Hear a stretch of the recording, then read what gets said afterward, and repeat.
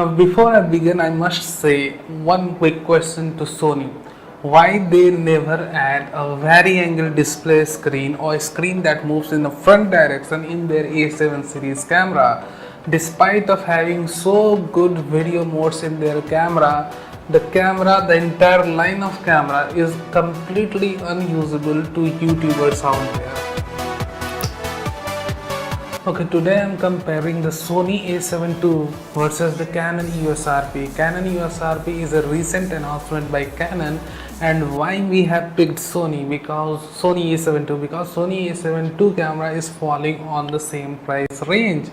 So we have picked the Sony A7 II camera instead of A7 III. A7 III will going to fall above than that, and it will be not so feasible to compare a camera with a big price difference. So we have selected the A7 II against the EOS RP camera. Now let's begin to point out the major differences between the two. If you are a YouTuber and thinking to buy a best hybrid camera between these two, EOS RP or A7 II, then without losing any time, just go and buy the EOS RP camera, because as we all know, the entire A7 series do not have a vari-angle display screen like the Canon cameras have in general. So don't waste time in watching the entire video. The A7 II camera is completely unusable to YouTubers. If you are not going to see yourself, then how you will going to frame yourself in the camera, your subjects in the camera, your entire situation in the camera?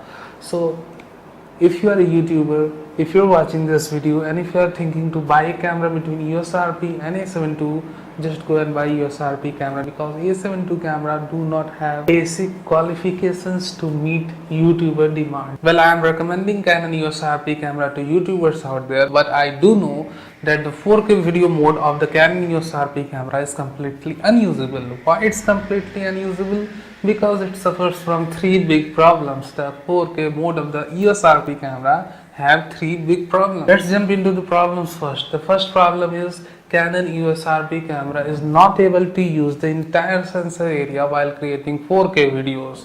So the camera is using only the small APS-C portion of the sensor, and due to that, we all know that the camera is using 6D Mark II sensor, which was well known for limited dynamic range and all that. So you will be getting a very low or limited dynamic range in the 4K video mode of EOS RP camera. The second big problem, due to the small portion of image sensor being used while creating 4K video, you are getting 1.6x crop in the 4K video mode. Now the third problem, it's a forced limitation from Canon. You are not able to use the dual pixel CMOS autofocus technology in 4K video mode in the EOS RP camera. So you will be getting slow and sluggish contrast based AF system support in 4K video mode. So in my perspective or in my point of view, the 4K video mode of the EOS RP is completely unusable for creating any professional quality video.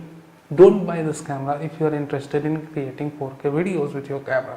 We are not getting 24p frame rates in Full HD and HD modes of EOS RP camera. These frame rates has been cut down in the camera. You will be only getting 30p and 60p option in Full HD or HD recording modes. Now, despite of all these 4K Full HD issues, the EOS RP is still the best YouTubers camera out there when we are comparing with the A7 II. And the big reason, you know what's the big reason behind that? The A7 II camera do not have that screen to satisfy the YouTuber demand. It's my request to Sony, they should introduce a vari-angle display screen in their A7 line of cameras as soon as possible. Now let's talk about the best still camera among these two, the EOS RP and the Sony A7 II camera. Now let's compare the autofocusing system of both the camera.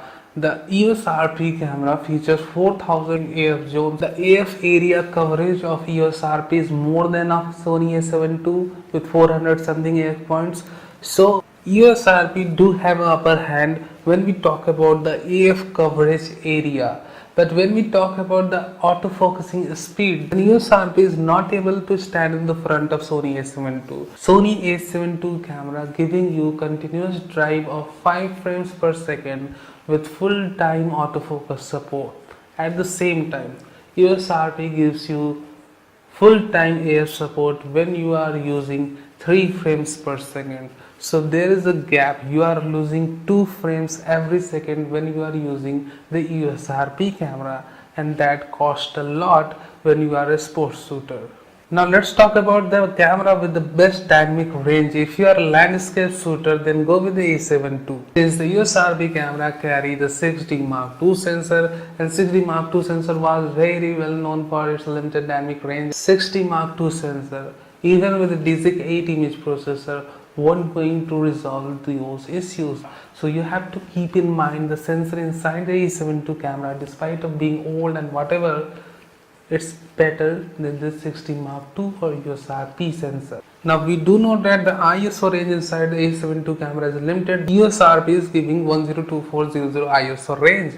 When we compare ISO performance of any camera in comparison engines, we generally forget one of these cameras. For example, the A7 II camera carries 5-axis image stabilization system. For example, if you are using 50mm lens shooting low light portraits, then Sony A7 II camera allow you to use slower shutter speeds despite of having any issues in the image quality due to the 5-axis image stabilization system. Now with EOS RP camera, you are not able to slow down your shutter speeds since the camera do not have image stabilization. No portrait lens available right now for Canon RF mount. So if you are going to use the 50mm f1.8 EF lens with the camera, then the prime lens do not have any IS tech inside it. So you have to use faster shutter speed to combat camera shake. But in Sony, you can use shutter speeds 1 stop, 2 stop or 3 stops down without having any issues due to the presence of image stabilization system. So just forget the ISO numbers out there.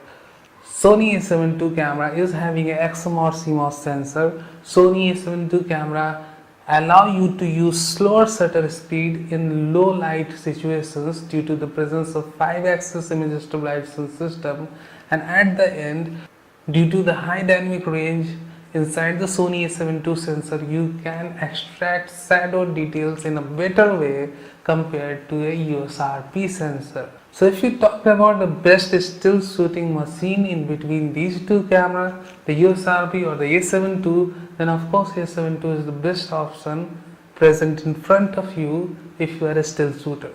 So if you are looking for a perfect still shooting machine, then of course A7 II is the best option in front of you.